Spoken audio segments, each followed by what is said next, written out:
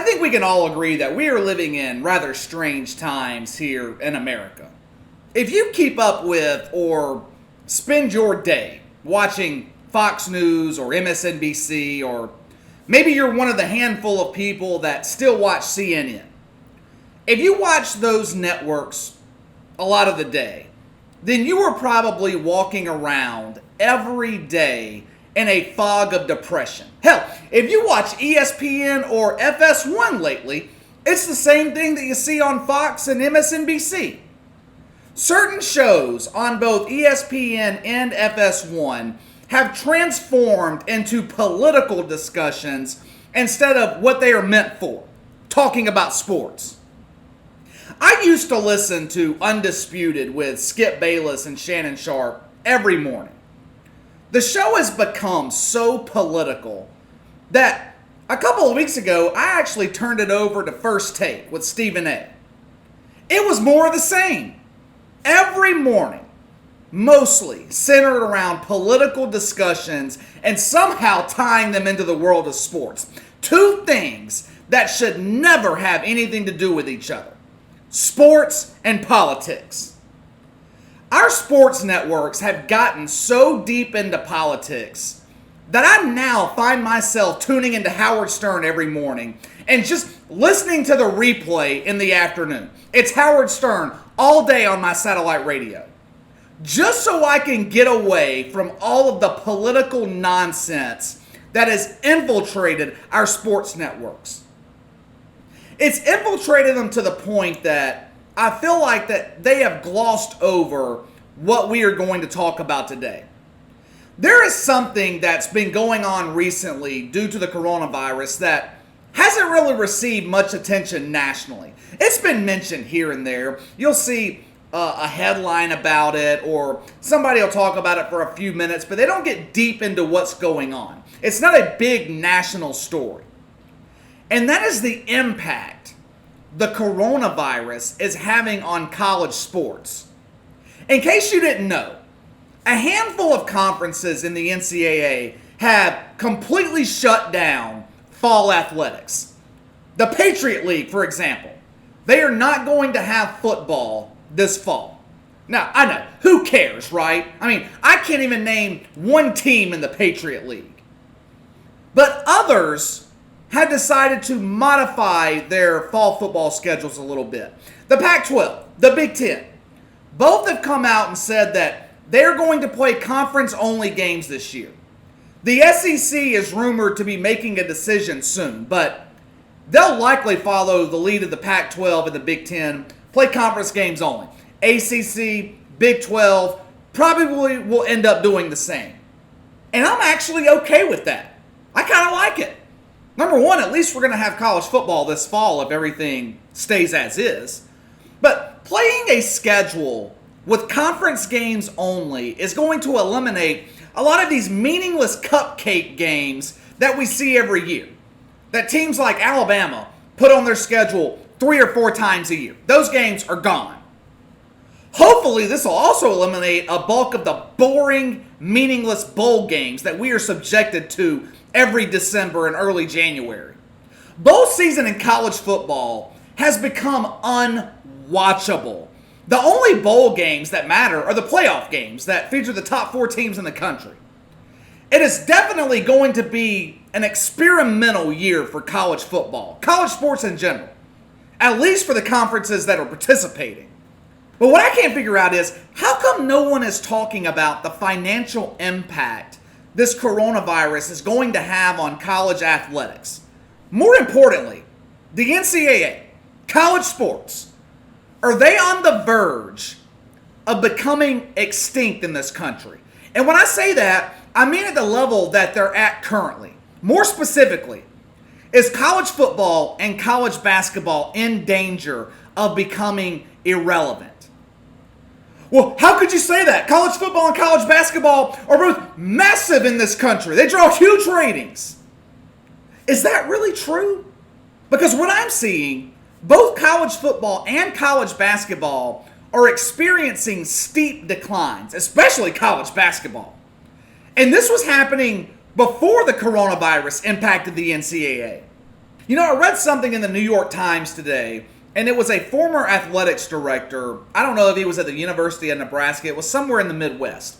And he was talking about if the conferences canceled fall football this year, that we are in danger of college football going away forever. Now, I don't know if things are that drastic. These universities have a lot of money, but this coronavirus is going to have a huge financial impact on college sports. But the ratings and the attendance problems have been an issue for a while now. If you Google college football ratings last year, you'll see headlines trumpeting the success of the 2019 football season. College football with double-digit ratings increases. But that is a little bit misleading. Yeah, last year, CBS saw a 24% increase in ratings over 2018. ESPN, a 4% increase.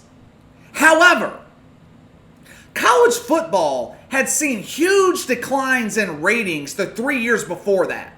It started back in 2016, continued into 2017. In 2018, there were double-digit declines across the board from the bad numbers the year before. CBS was down 10%, ABC 18%, ESPN 6%, Fox was down 23%. Now, not only has there been a ratings problem in college football, there is a serious attendance problem. 2018, only 71% of fans who purchased tickets to games actually attended the games in person. You watch any 11 o'clock, or if you're on the East Coast, 12 o'clock kickoff. The stadiums are virtually empty. And I'm not talking about programs like Vanderbilt, Iowa State. I am talking about major college football powerhouses. Alabama, Florida, Clemson. Clemson's undefeated national championship season back in 2018. You know how many games they sold out that year? 0. Nick Saban and Alabama actually tried a reward program last season. It was designed to entice fans to stay for the entirety of the game. You see, Alabama had a serious problem of fans leaving games early or not showing up at all, especially in the student section. But the program didn't work. The reward they were promoting for staying the entire game was priority when going to purchase playoff tickets. Now, obviously, Alabama didn't make the playoffs last year, but the program would have been an abject failure anyway. What is the problem with college football? Why are they experiencing declines in ratings, trouble filling stadiums? The problem is simple. For the most part, college football is just boring. The games are painful to watch.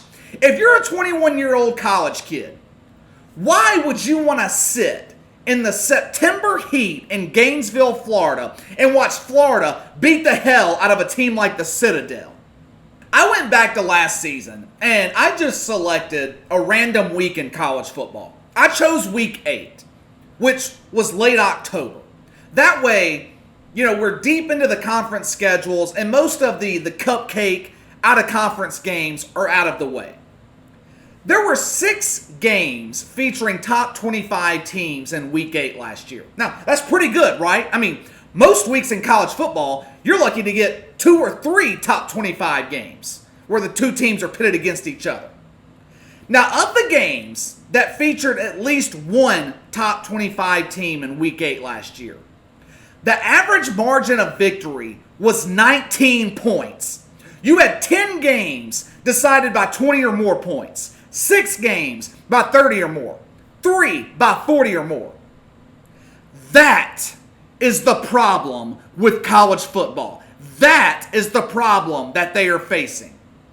There are far too many games that are lopsided. Far too many teams have easy schedules. Take Alabama, for example. They didn't have a competitive game last year until early November when they played LSU. They had 2 real opponents on the schedule last year. LSU, Auburn. 10 out of Alabama's 12 games were meaningless. Why would anyone pay to see that? Why would anyone want to watch that on television? People have too many options today. They are not going to waste their time watching lopsided games. But, check this out. Look at the games in Week 8 that featured top 25 teams facing each other. Do you know what the margin of victory was in those 6 games?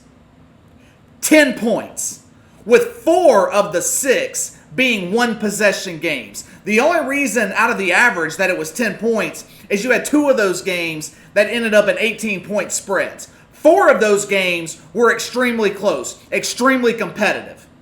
I talked about this last year on this channel before the college football season started, that they needed to find a way that the top 25 teams played each other more often. They needed to find a way for teams to have more competitive schedules. Well, college football has a unique opportunity this year. And this is likely a once-in-a-lifetime type of situation. They may never get this opportunity again. In case you didn't know, college football scheduling is done years in advance. For example, I can't remember who the 2 teams were last season. It may have been Michigan and Notre Dame. Anyway, news broke in the middle of last season that these 2 teams had agreed to play a home-and-home against each other in the years 2030 and 2032. In some cases, that's how far games are scheduled out. But this is also part of the problem with college football. Who knows if Michigan and Notre Dame are going to be any good in 2030? That's 10 years away. Why are they scheduling games that far in advance? Not to mention the fact that most schools, when they get the choice to schedule their 3 or 4 out-of-conference games every year, they're scheduling easy wins. Teams like Towson, the Citadel, North Carolina, A&T, BFG, HI. This year is going to be different. Like I said earlier, it appears that the Power 5 conferences are going to play an all-conference schedule, which gives the fans the chance to see their team play every team in their conference. In normal years, conference schedules alternate. You have teams that play each other every year, Alabama, Auburn, Alabama, LSU, Michigan, Ohio State. But they also have teams that they alternate with. So we only get Alabama, Georgia, or Alabama, Florida every few years. In 2020, though, we could see all the top teams in the SEC go head-to-head against each other in the regular season. For the first time, teams will actually have to play competitive schedules. Now, that doesn't mean every week is going to be a tough game, but an all-conference schedule of 12 games will be much tougher than the usual patsy schedules that these teams play every year. I think it could actually help college football. At the end of the day, though, college football is not going anywhere anytime soon. College football, I don't believe, for the Power 5 conferences anyway, is in danger of becoming irrelevant or extinct. The reason for that is the NFL doesn't have another feeder system in place. And the NFL has no interest in developing a minor league system, at least right now anyway. We have seen how other minor league football leagues do in this country. They fall and they fail every time. The USFL, the XFL, twice. The AAF, or whatever it was called, that lasted like 4 weeks and then they went into bankruptcy. I do think the coronavirus is going to potentially shut down some of your smaller college football programs for good. Those programs can't make it without the millions of dollars that they receive from playing teams like Ohio State, Alabama, Michigan. You get the point. But the teams that we care about, the Power 5 conferences, I think they are going to be fine.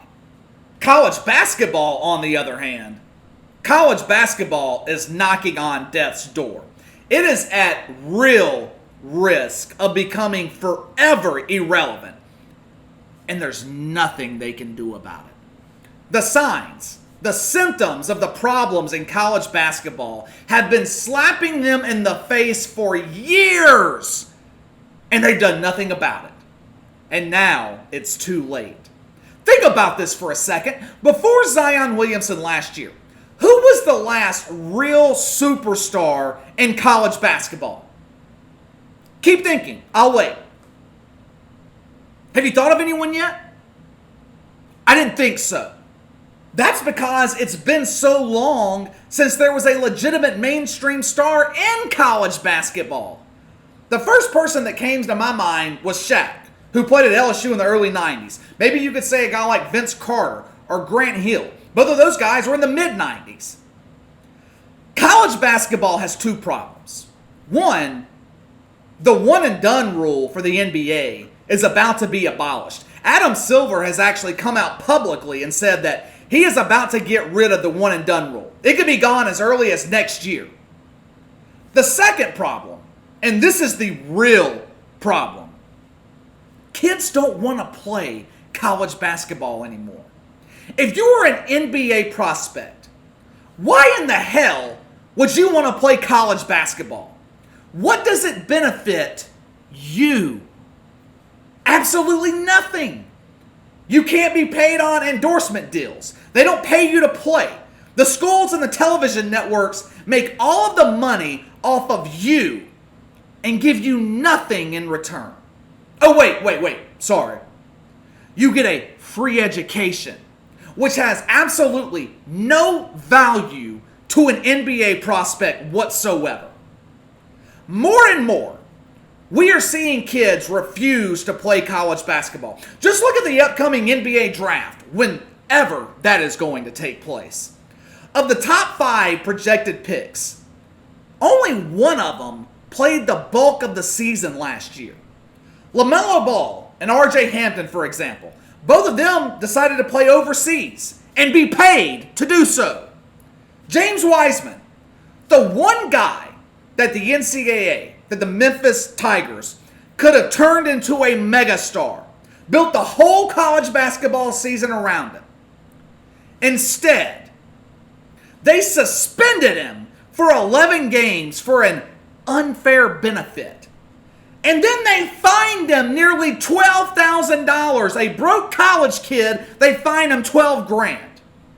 After that, he said to hell with college basketball. Opted out the rest of the year, decided to declare for the NBA draft. Once the one-and-done rule is abolished, kids can go straight out of high school, straight into the NBA. Or they can go straight into the G League. So what does that mean? Now, not only is college basketball going to lose superstar players or superstar level players directly to the NBA, they're not going to have any of the next level star players either. The guys that would be role players in the NBA, because they'll go to the G League. Basically, college basketball is going to be left with scrubs. But hey, that's what the NCAA's wanted for years, right? That's what they want. For years, they have been defending themselves against paying players because these guys are amateur athletes. Well, now you are going to have true amateur athletes. Let's see how that works out for you.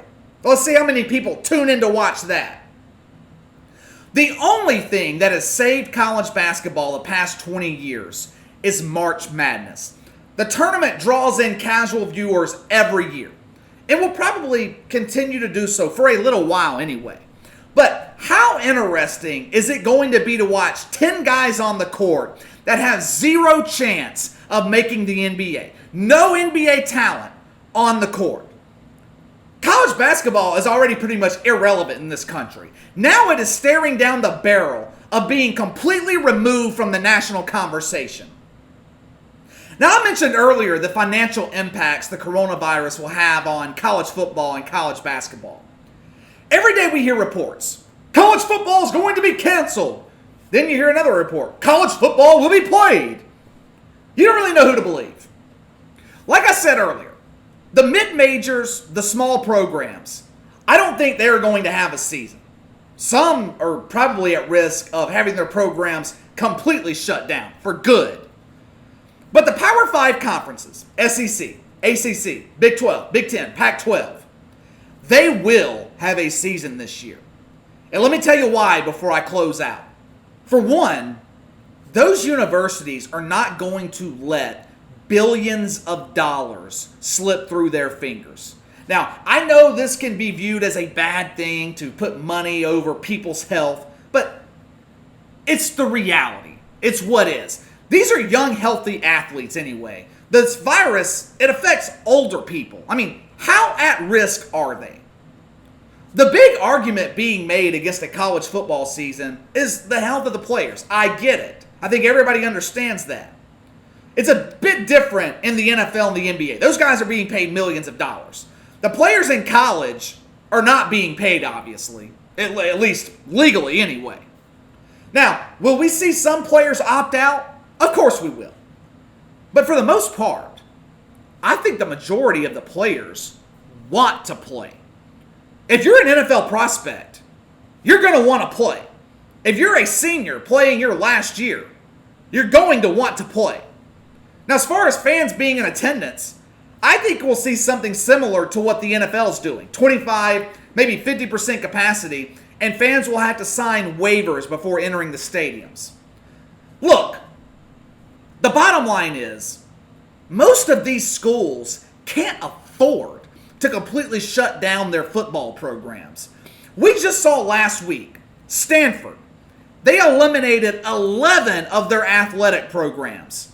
Some universities are offering tuition cuts as high as 75% for the fall semester. These schools are desperate for money in some of these scenarios. I just don't see how the Power 5 conferences completely shut football down and let billions of dollars slip down the drain at a time when they are needing it the most. All right, that's all for today. Make sure to hit that like and subscribe button for me. Click the notification bell to receive all notifications from the channel. Leave me a comment in the section below. Are college football and college basketball in danger of becoming irrelevant? Do you agree with me that college football needs to make some changes to the scheduling in order to stay relevant, but college basketball is about to become extinct? Let me know if you agree. Let me know your thoughts. You can follow me on Twitter at KC_BTL84. If you have any questions or a topic that you would like me to discuss, you can email me at BTLKC84@gmail.com. I will see you guys next time.